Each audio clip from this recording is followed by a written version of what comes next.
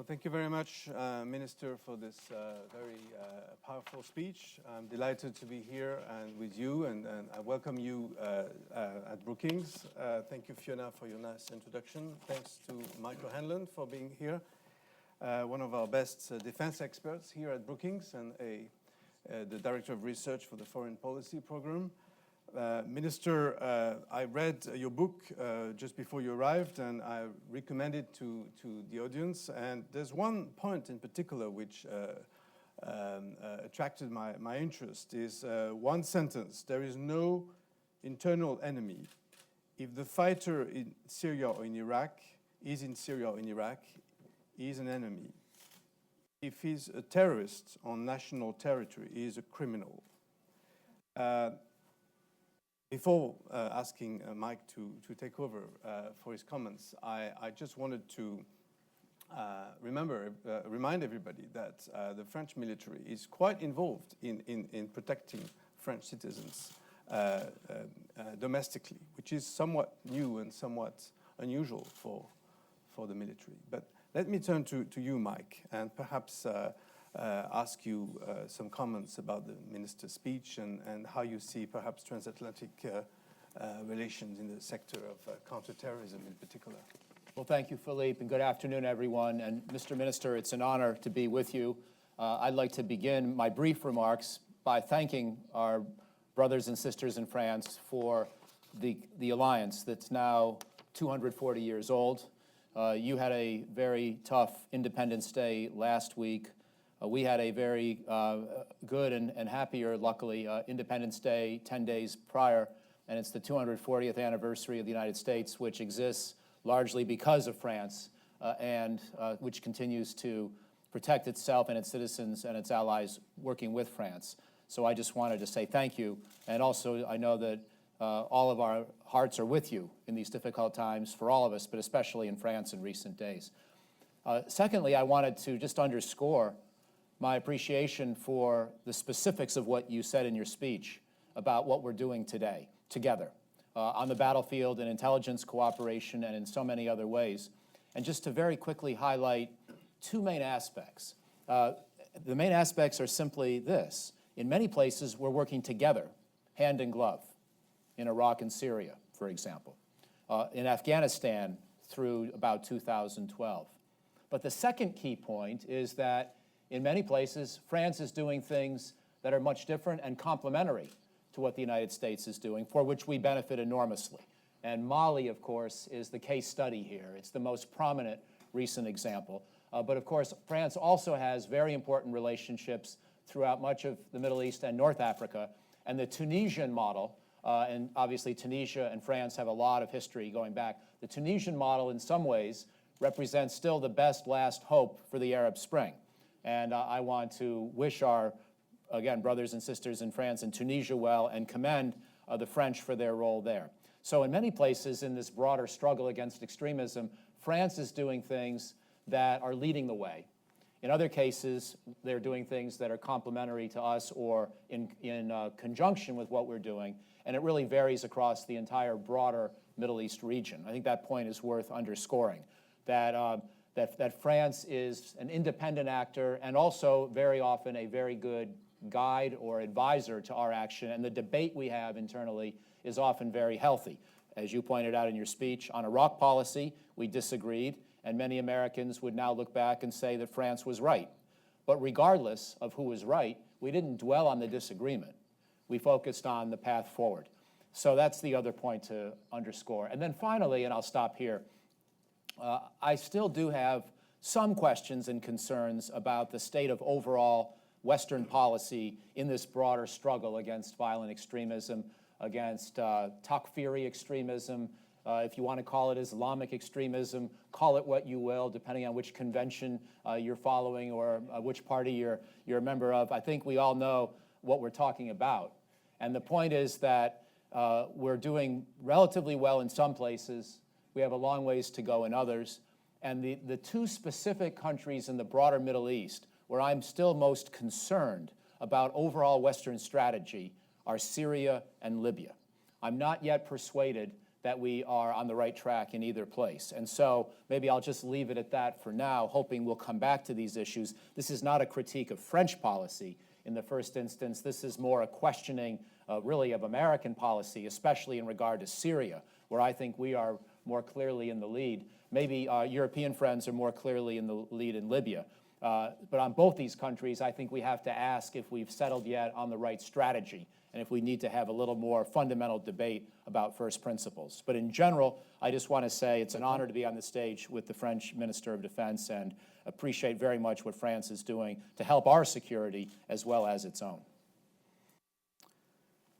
Minister, perhaps you could answer to that. And I'd like to know also on this Washington summit that you've been taking part in today and which is carrying on tomorrow. Do you expect an international coalition to produce results? And do you expect the United States in particular to, you alluded to this in your speech, but to provide some help to the current wave of terrorism that is taking place in Europe?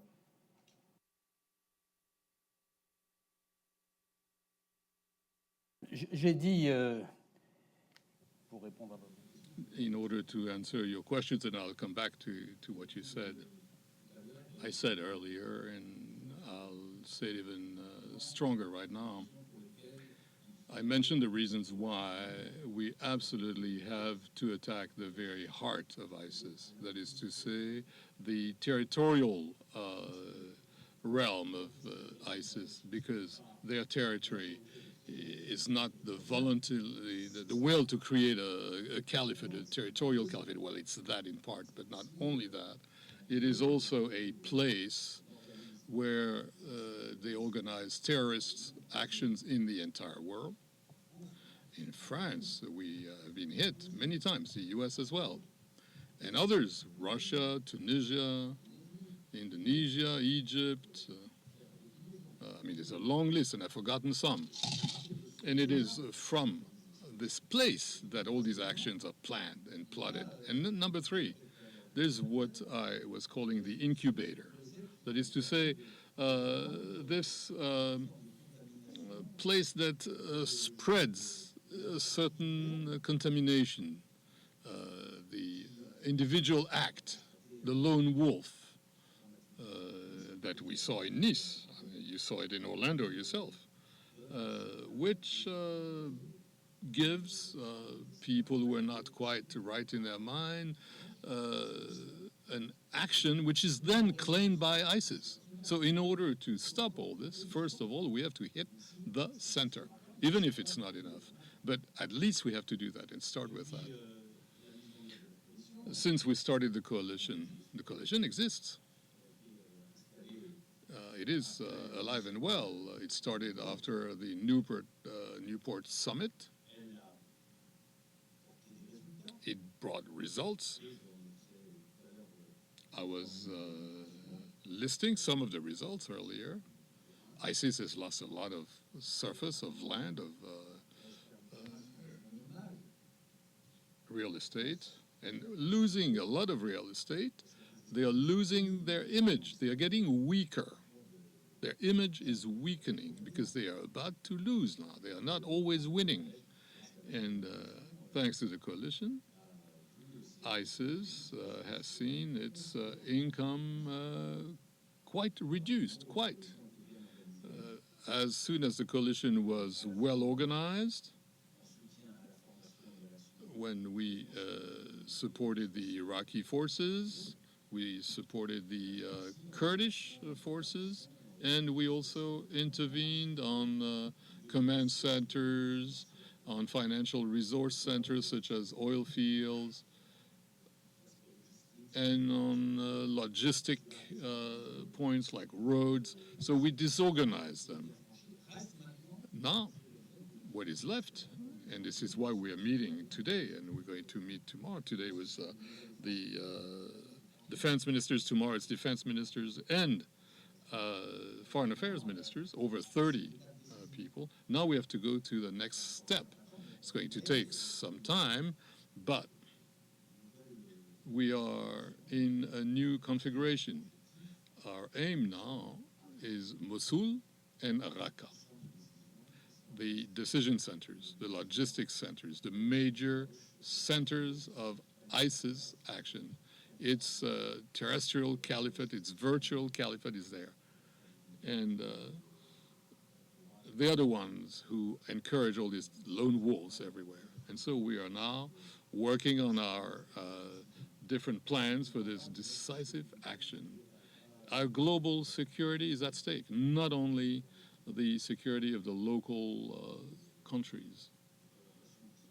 I think that what we are discussing is going the right way, and I wanted to mention that. You asked me about 2 or 3 other topics as on Libya, which is a major problem also, because ISIS is in Libya, around Sirte, but not only around Sirte, with some who came from the Levant, from the Middle East, but they are not the majority, with some local freelancers, and also with other foreign fighters who also have made it to Libya, in a state which has a hard time existing, which is dislocated right now. We have to be extremely vigilant so that the actions that we're going to start in the future be globally planned together in Syria and in Iraq, Raqqa, Mosul, but also which should be in the same logic as what we intend to do in Libya, where they have a government. Mr. Sarraj is there, and I said earlier that we absolutely must support him. It's still not quite secure, and we have to intervene with the National Libyan Army, with different militias coming from Tripoli. All this has to be unified around a national union government that's recognized by everybody and validated by the Security Council. And we have to see that they help us eradicate ISIS in Libya. You were talking about Libya, right? Libya is a country that is quite special because beyond ISIS, it's a place for all kinds of trafficking, weapons, drugs, human beings, migrants. Everything is trafficked there. And if, unfortunately, ISIS groups were to lay their hands on all these groups, on all these traffickers, it would be a lot worse for our security. So that's the way we are moving right now. When I say we with all the pressure that we can use and the action that is going to take place thanks to the naval force called Sophia will control the flows of arm. This is the task of the European Union, but also with the Security Council decision. You mentioned the interior enemy. In the book that I have written, I said that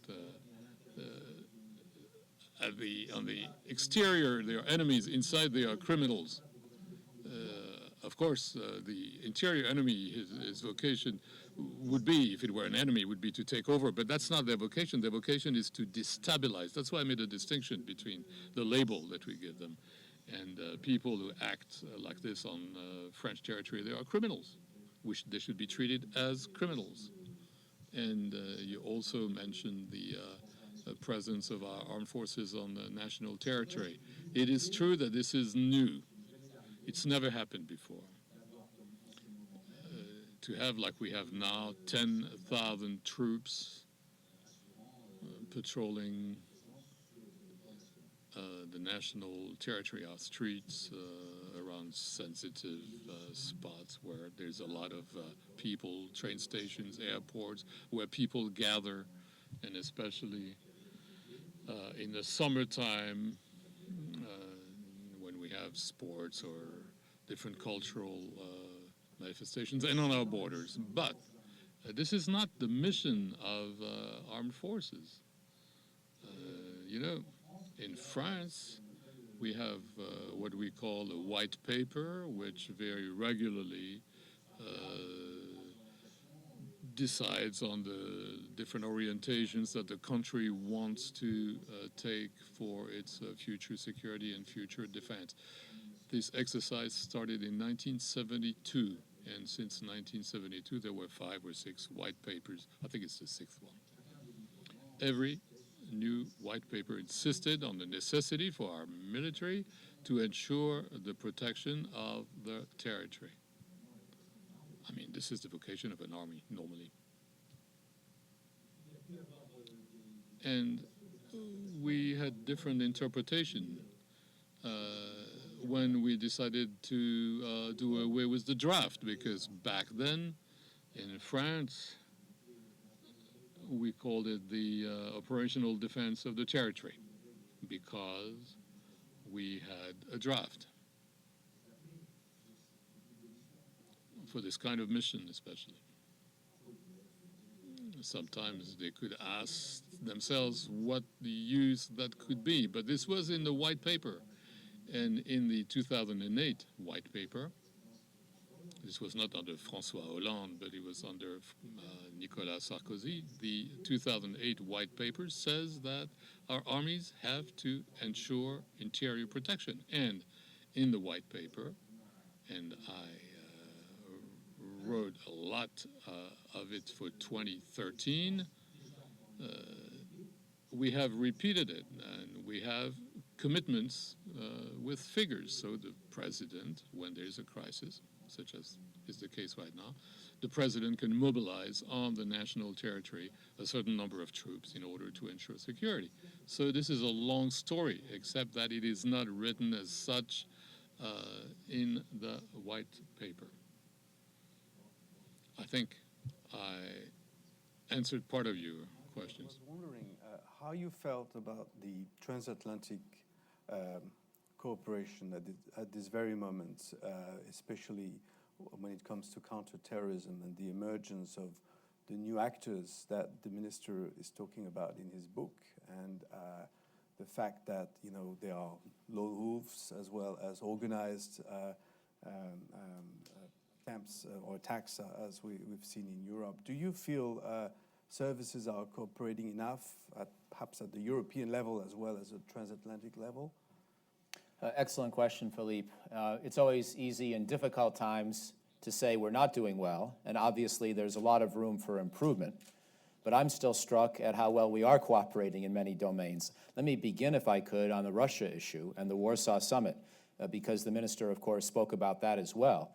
And even though Americans are often frustrated that most NATO allies, unlike France, do not meet their goals for burden sharing of spending 2% of their gross domestic product on their armed forces, most European countries don't come anywhere close to that standard. France does. But despite the fact that we're frustrated by burden sharing, we made some important decisions together as an alliance to sustain, I think, more or less just the right amount of military capability in the Eastern NATO member states, which I saw personally, we can have plenty of disagreements about this, of course, but I saw personally as just about the right response, clarifying, if there were any doubt, that NATO views an attack on one as an attack on all, that the Eastern member states are just as important as anyone else. Even those of us who were dubious about NATO expansion, including myself, at this point, would generally say that.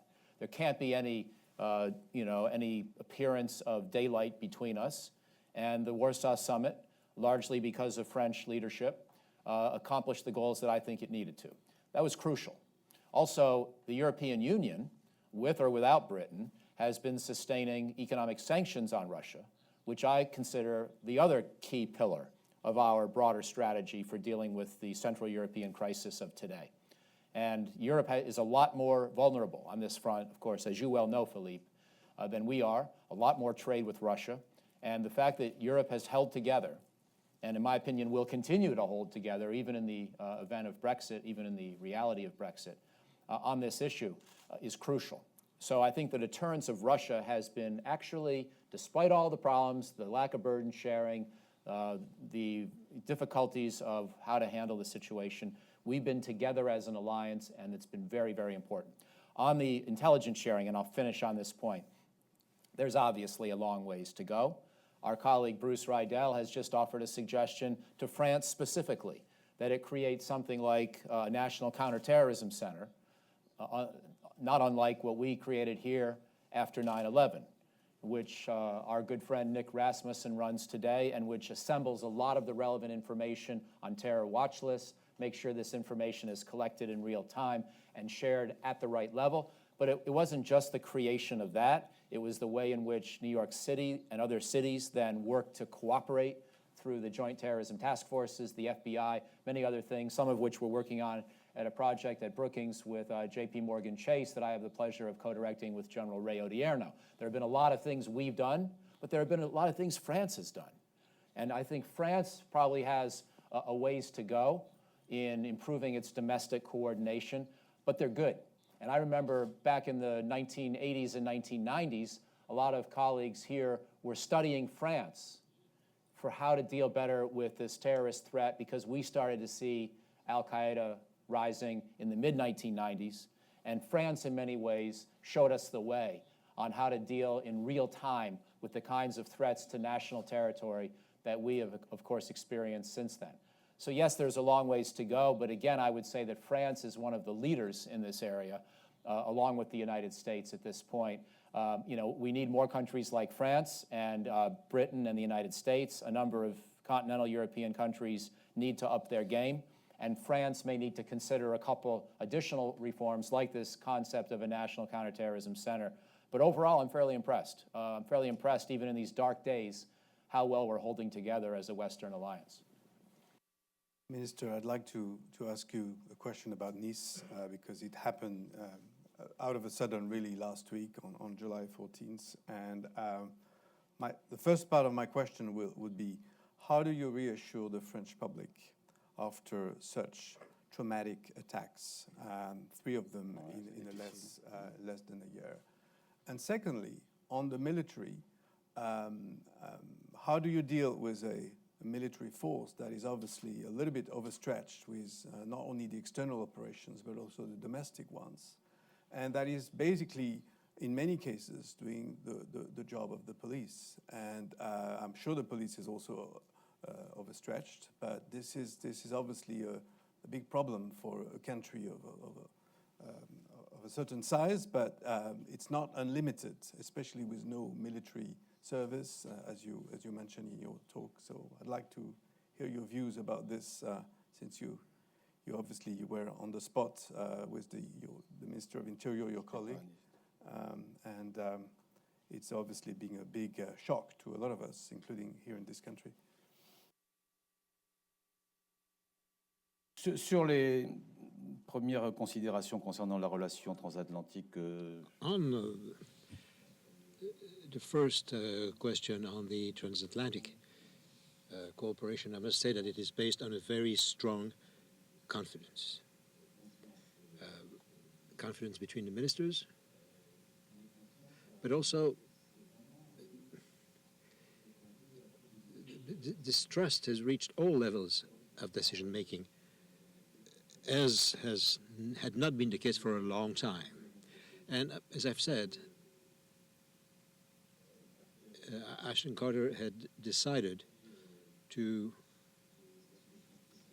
provide special instructions about intelligence, and that, of course, we did it as well in reciprocity. This led us to establish the incredible trust in many fields, and this is not going to stop.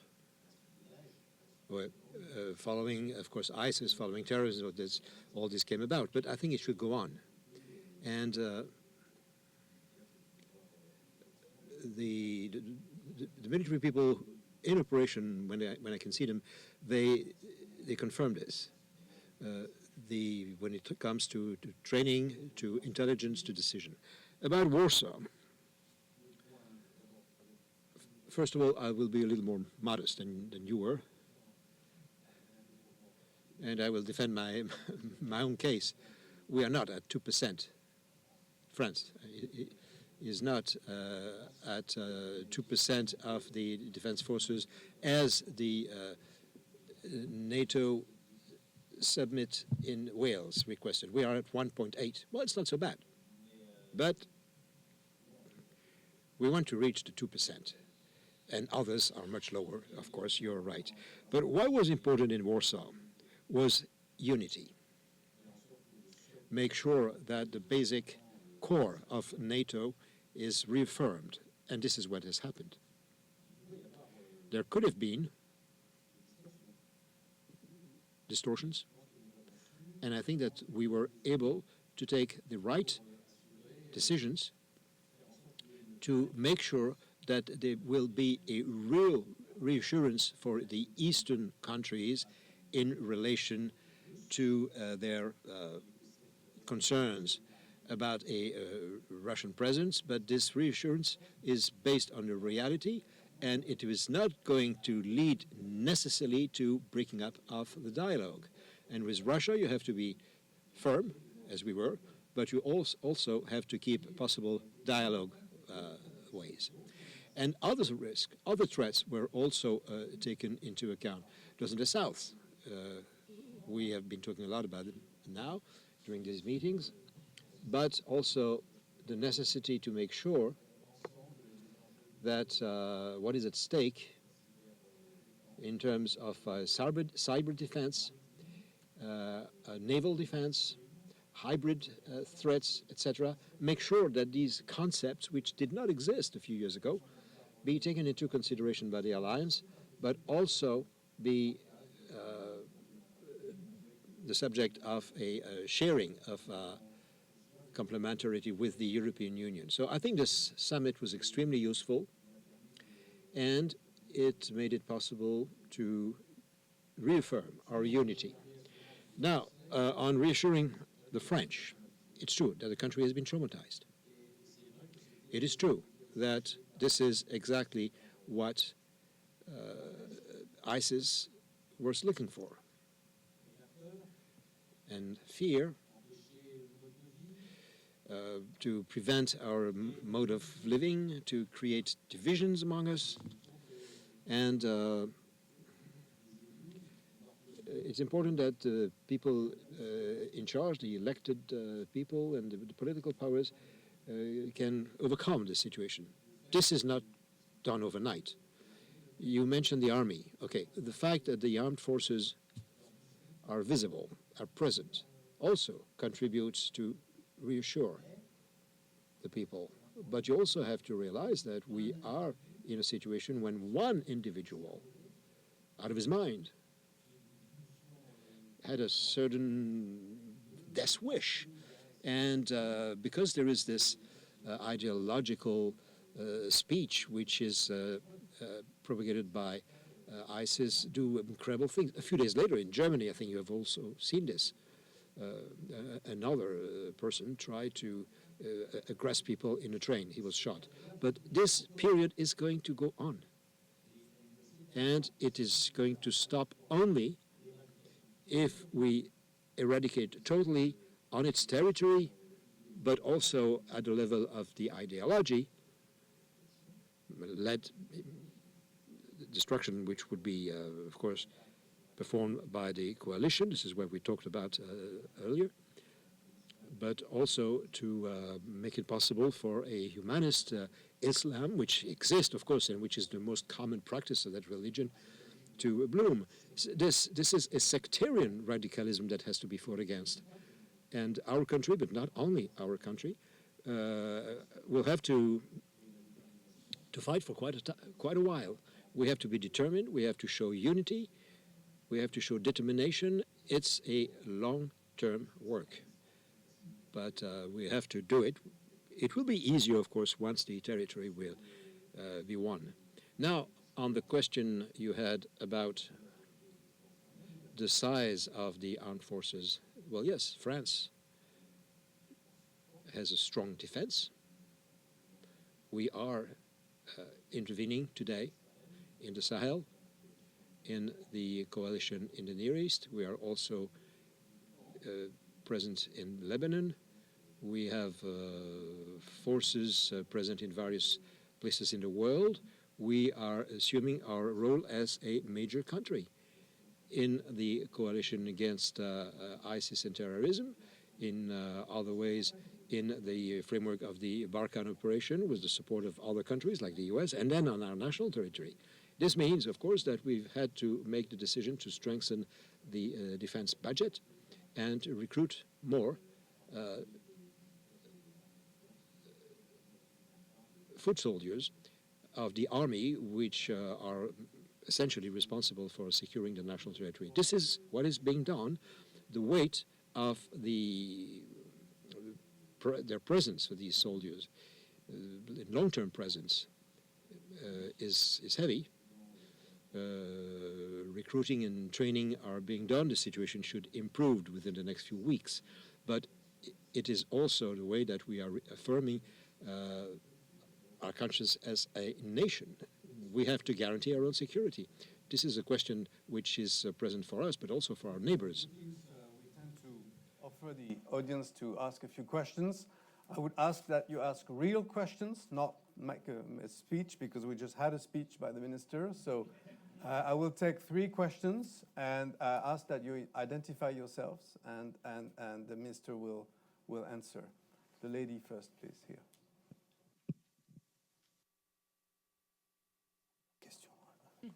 Thank you very much. I'm Barbara Slavin from the Atlantic Council. No one has mentioned Turkey. How do the developments in Turkey affect your ability to fight ISIS in Iraq and Syria? And also, if I may, there's a recent report that 3 French military personnel have died in Libya, where they were assisting General Hifter. And I thought you said that you supported a unity government for Libya, and General Hifter, as you know, has not been willing to sign on to this agreement. So I wonder how you explain French support for General Hifter. Thank you. Gentleman over there. Yes. Yeah.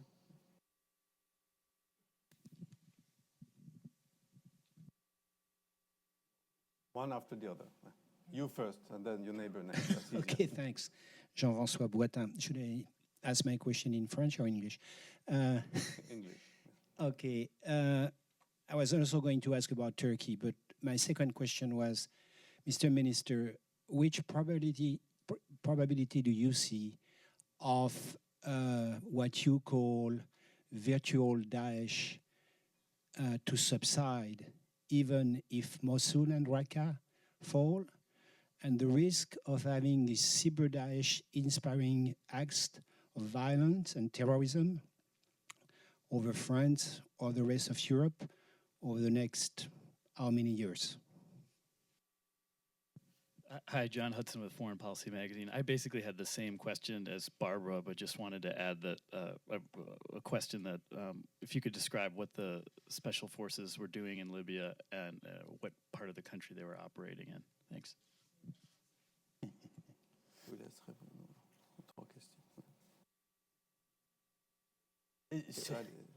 Okay, I'll let you answer the 3 questions.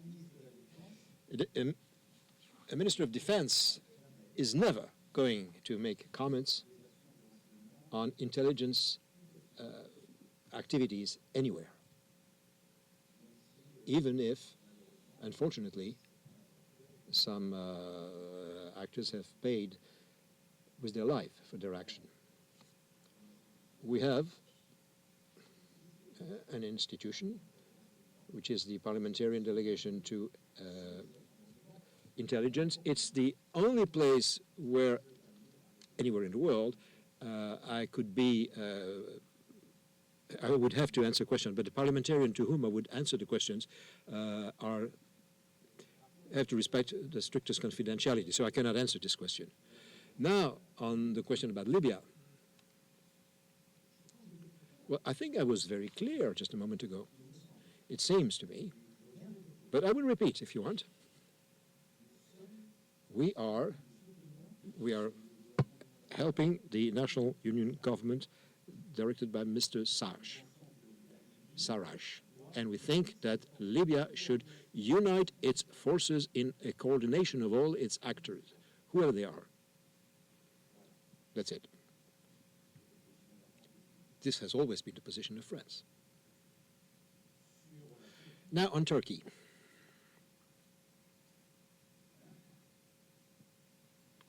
Well, Turkey was itself a victim of ISIS. They were terrorist attack performed by ISIS. It is then one of those countries which is threatened by ISIS, that ISIS is trying to destabilize. Secondly, Turkey is essential to secure the border between Turkey itself and Syria.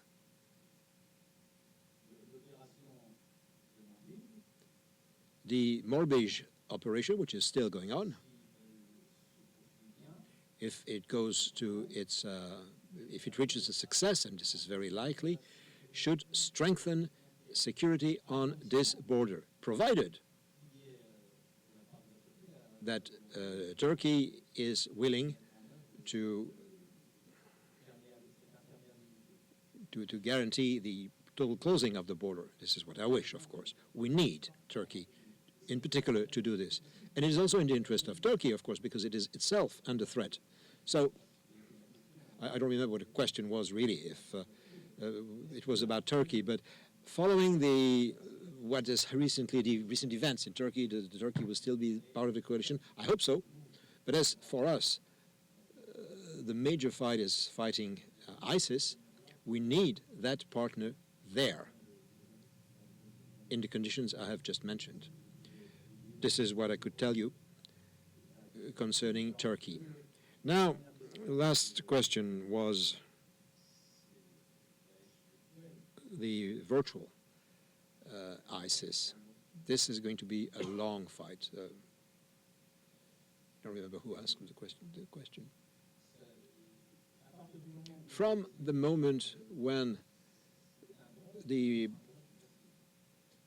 broadcasters will become silent, it will be much easier. But it's going to be a long-term fight, because other can take over later on, maybe not with the same strengths or the same power, but they may reproduce the same kind of activity. So we have to really aim at the death-wishing, radical, sectarian philosophy of ISIS, which can seduce weak minds and which can inspire other dramatic situation in the future. But this morning I was very pleased to notice that the coalition wants to work on this together, to fight against the ISIS action by the virtual caliphate on social networks in particular. We have to renew messages, to mobilize people in this way. This is essential, but it takes time. When we will first eliminate the platform itself, it will help, of course, but that's not going to be enough. I'll just be very brief in saying, and I think this is consistent with much of the thrust of what the minister said, that for me the importance of the U.S.-Turkey and NATO-Turkey relationships, or the rest of NATO with Turkey in regard to Syria, is less about Incirlik, even though that's been played up a lot in the American press, and it's more about this cooperation along the border, because the Incirlik base is convenient, but it's not essential.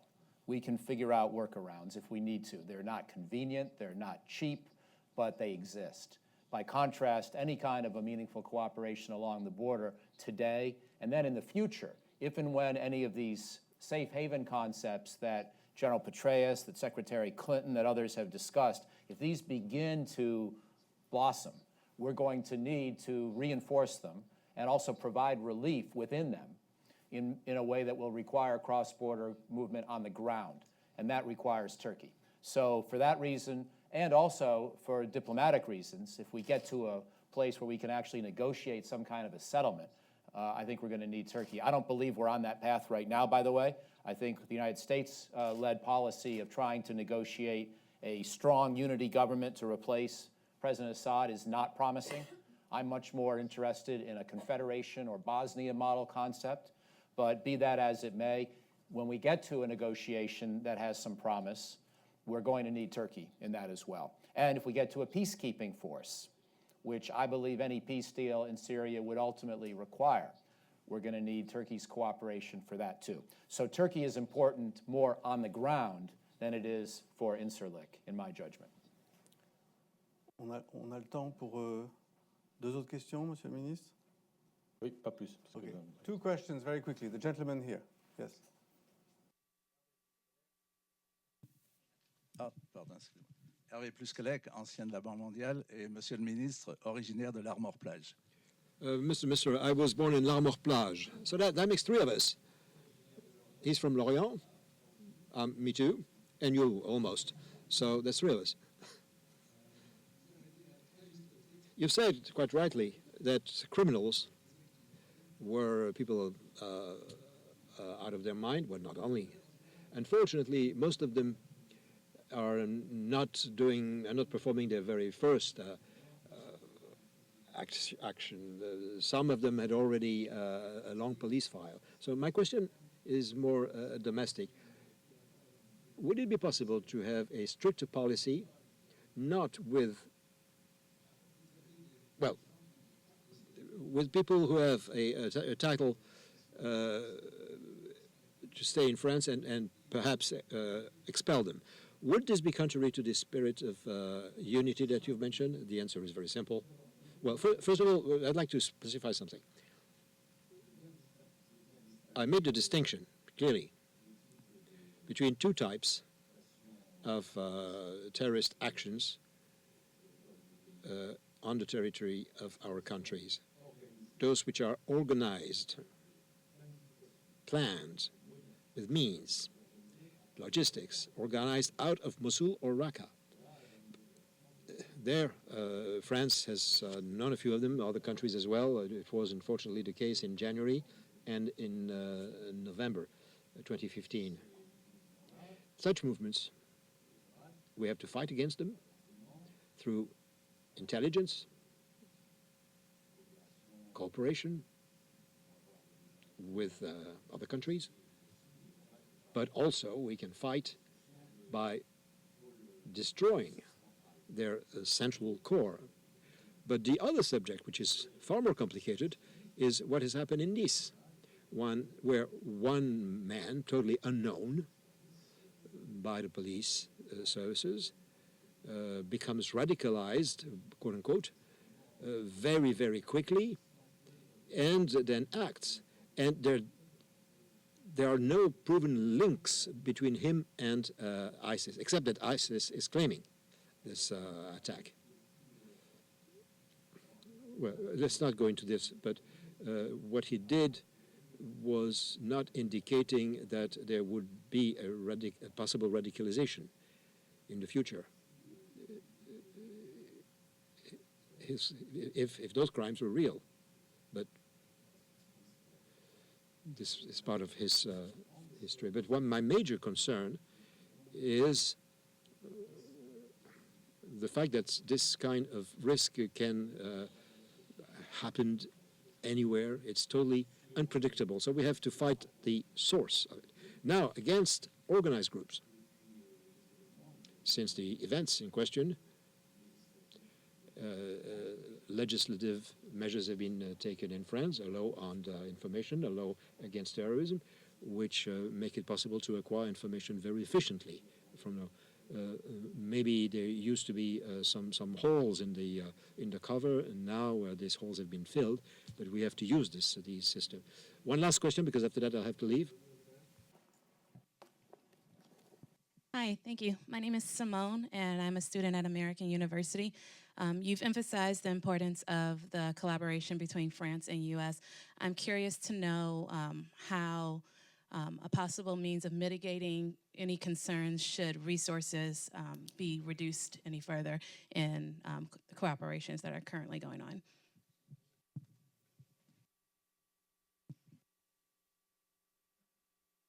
Comment est-ce qu'on peut faire plus? C'est la question. How can we do more? Is that a question? Yes. Well, I think that today the relationship is already at a very high level. There can be between, I'm talking about the ministers of defense and military action, intelligence action. My wish is that this level is maintained. And I make no, I don't have anything thought about American political life, but this should last. If we can maintain it like this, like it is now, it will be an excellent thing for the transatlantic relationship. Minister, we have to thank you for your candor and your very strong words. We feel France is in good hands, at least the French defense. It's not giving up, that's for sure. And thank you for coming to Brookings. We wish you a successful summit tomorrow, and we look forward to seeing you again at Brookings, in your capacity as minister or as president of the Brittany region. And the answers you didn't get are in the book.